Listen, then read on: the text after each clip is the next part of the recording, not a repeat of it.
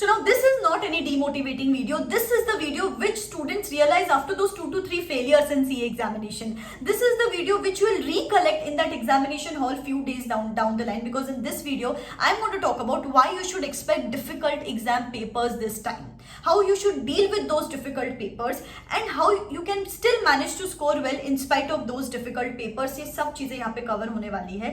How does ICI set papers, how does ICI check papers, ऐसी crucial बातें मैं आपको यहाँ पे बताऊंगी. एंड ऐसे ही बहुत सारी क्रूशियल वीडियोस आपके एग्जाम डेट तक इस चैनल पे आते रहेंगे, तो चैनल को सब्सक्राइब करके रखना, बेल आइकॉन हिट करके रखना. सबसे पहली बात guys, you know what, we are giving CA examination, so let's hope for the best but let's be prepared for the worst. You know what, ICAI क्या करता है, आपका ईक्यू लेवल चेक करता है, that is emotional question.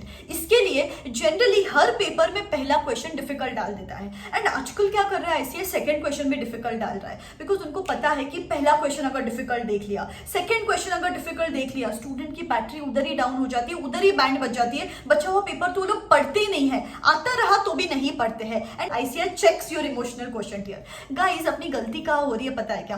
Upon expect कर रहे हैं कि मैंने जो पढ़ा है वो एज इट इज एग्जामिनेशन में आ जाए, मैंने जो रिसोर्स से पढ़ा है उसमें से as it is some question examination में आ जाए. No guys, we are giving professional examination, CA के पेपर्स दे रहे हैं अपन, पेपर तो डिफिकल्ट आएगा ही ना. But you know what's the good news here, कि पेपर डिफिकल्ट आता है पर 20 to 30 मार्क्स का डिफिकल्ट आता है हर पेपर में. ये बात ना कोई भी देख लो, पास्ट ईयर कोई भी पेपर उठा के देख लो, हर पेपर में 20 to 30 मार्क्स का डिफिकल्ट हो जाता है. लेकिन ये 20 to 30 मार्क्स भारी पड़ जाते हैं बचे हुए 65 to 70 मार्क्स पर. अपने को ना वो 20-30 मार्क्स डिफिकल्ट देखकर अपन बचा हुआ 65 मार्क्स का पेपर डर के मारे पढ़ते भी नहीं है एंड परफॉर्म ही नहीं कर पाते.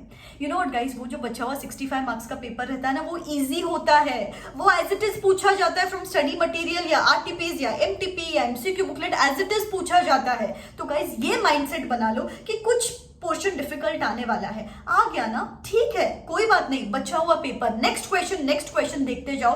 There is going to be at least 60-70% of the paper जो आपको आता रहेगा. ये माइंडसेट के साथ आगे जाओगे ना, तो वो आगे जाके इंटेंसिटी ऑफ टफनेस कम लगेगी. एज गुड एज सपोज आपको किसी ने बोला है कि यार आज दाल अच्छी नहीं बनी है, टेस्टलेस बनी है, सब लोगों ने बोल दिया, एंड सपोज आपने दाल पी ली उस टाइम पे और आपने बोला यार इतनी भी तो टेस्टलेस नहीं थी. व्हाई? बिकॉज आपका माइंडसेट बन गया था कि कुछ तो खराबी है इसमें या कुछ तो टेस्टलेस है यहाँ पे. वो ही चीज सीए के पेपर्स पे लागू होती है. अगर आपको पता है ना कि कुछ तो डिफिकल्ट आने ही वाला है, तो इंटेंसिटी ऑफ टफनेस कम लगती है, वो 70 मार्क्स का अच्छे से परफॉर्म करते हो. और ये जो बचा हुआ 30 मार्क्स है, इसको डील करने का एक तरीका बताती हूँ मैं आपको. सपोज आपको नहीं आ रहा है, डिफिकल्ट लग रहा है, काम डाउन, क्या करो, रिकलेक्ट कि चलो नहीं आ रहा है ना, at least I can get some step marking here. कौन से चैप्टर में से पूछा गया, कौन से कॉन्सेप्ट में से पूछा गया है, पूरा नहीं आ रहा है, it's okay. But the good news is कि आपको स्टेप मार्किंग भी मिलती है. थियरी पेपर रहो, प्रैक्टिकल पेपर रहो, आपको यहाँ पे स्टेप मार्किंग मिलती है. सो काम डाउन करना है, वो 30 मार्क्स में से 10-15 मार्क्स लाने की कोशिश करनी है, और बचे हुए 70 मार्क्स में से अपने को 50 मार्क्स चाहिए, एंड यू आर सॉर्टेड. तो ये माइंडसेट इतना काम करता है ना आपको एग्जामिनेशन के टाइम पे, सबकॉन्शियसली आपको बिल्कुल डर नहीं लगता, एंड यू नो कि हाँ यार 70 मार्क का पेपर तो मेरे हाथ में. नेक्स्ट चीज है यहाँ पे कि हर ग्रुप में एक पेपर हमेशा डिफिकल्ट सेट होता है.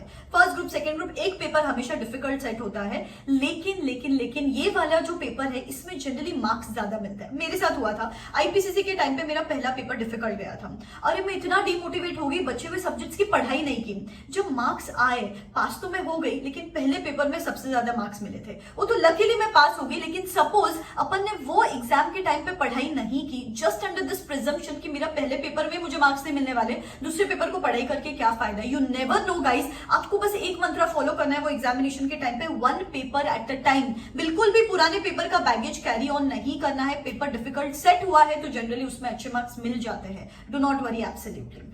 नेक्स्ट चीज, जैसे मैंने बोला कि एक पेपर डिफिकल्ट सेट होता है. अभी ये पेपर में आपको फोकस क्या करना है, क्या अप्रोच होना चाहिए इस पेपर की तरफ? Quality over quantity. कि चलो नहीं लिख पाए 100 मार्क का, कुछ समझ में नहीं आ रहा है, 1-2 क्वेश्चन नहीं लिख पाए. गाइस मेरे एक फ्रेंड का एग्जांपल देती हूँ. एक हमारा एसएफएम का पेपर था, सीए फाइनल का, बहुत डिफिकल्ट लग रहा था, सबको बहुत डिफिकल्ट लग रहा था. What she did, what she calmed herself down. उसने बस बोला कि मेरे कॉन्सेप्ट क्लियर है, मुझे पता है. शी रोट 60 मार्क्स का पेपर. 60 मार्क्स में से उसको 56 मार्क्स मिले. एक्चुअल में 60 में से 56 मार्क्स मिले, जस्ट बिकॉज शी वाज काम. शी डिडंट एक्सपेक्ट कि मैं 100 मार्क्स का पेपर लिख दूं. She just sorted out. She you know, उसका दिमाग ऑटोमेटिकली वो एग्जामिनेशन में वो क्वेश्चंस छाटने लग गया था जो उसको आता है, एंड बाकी के सब लोग क्या कर रहे थे, वो क्वेश्चंस देख रहे थे जो उनको नहीं आते हैं. तो उसने उसने बस छाट लिया कि 60 मार्क्स का क्वेश्चन मुझे आते हैं एंड उस 60 में से प्रॉपरली उसने प्रॉपर सब स्टेप्स वगैरह लिख दिया और उसमें से उसको 56 मार्क्स मिले। अब यहाँ पे एडवांटेज क्या है कि आपका टाइम सेव हो गया। तो अब धीरे धीरे से भले ही वो 60-70 मार्क्स का पेपर लिख रहे हो, प्रॉपर स्टेप्स के साथ, प्रॉपर सब फॉर्मूला, वर्किंग नोट्स, अजम्पशन के साथ लिख दो, तो उस 60 में से इसको जैसे 56 मार्क्स मिले, आपको भी ऐसे पेपर्स में मार्क्स मिल सकते हैं। बचे हुए क्वेश्चंस में जैसे मैंने बोला, आप स्टेप मार्किंग भी टारगेट कर सकते हो। So just calm down. आपका मेंटालिटी और आपका माइंडसेट बहुत मैटर करता है वो एग्जामिनेशन में। And the last thing is papers lengthy set हो रहे हैं। एवरी पेपर लेंदी सेट हो रहा है, एमसीक्यूज तक लेंदी सेट हो रहे हैं, तो एमसीक्यूज की प्रैक्टिस करनी है, पेपर सॉल्विंग की प्रैक्टिस करनी है। मैं तो बोलूं कि आपको वो 3 घंटा वो एग्जामिनेशन कंडीशन में बैठ के हर सब्जेक्ट का एक एक पेपर तो अभी देना ही देना है। That is going to help you. नहीं तो एग्जाम में टाइम मैनेजमेंट जैसी छोटी सी चीज एंड स्पीड जैसी छोटी सी चीज की वजह से अपना अटेम्प्ट स्टेक पे चला जाता है। तो ये छोटी छोटी बातें हैं गाइस, ये ध्यान में रखनी है अपने को। एंड माइंडसेट बना लो कि थोड़ा डिफिकल्ट आएगा, एक पेपर डिफिकल्ट आया, बैगेज कैरी ऑन नहीं करेंगे and will focus upon what we know instead of focusing upon what we do not know. One question at a time, one paper at a time.